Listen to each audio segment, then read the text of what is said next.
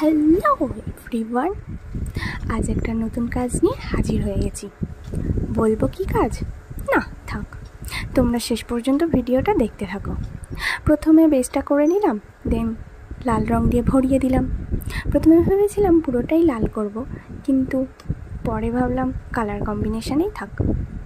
এবার তো বুঝেই গেলে কিসের ওপর কাজ করতে চলেছি, আর বললাম না। কালার কম্বিনেশানটা কেমন লাগছে সেটাও তোমাদের সাথে শেয়ার করে নিলাম।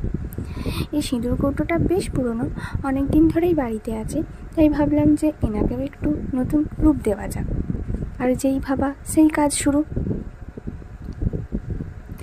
সাদা রং আর তুলি দিয়ে কাজ শুরু করে দিলাম। দেখো, তোমাদের সাথে এতটা কথা বলতে বলতে কাজ তো প্রায় কমপ্লিট হয়েই গেল।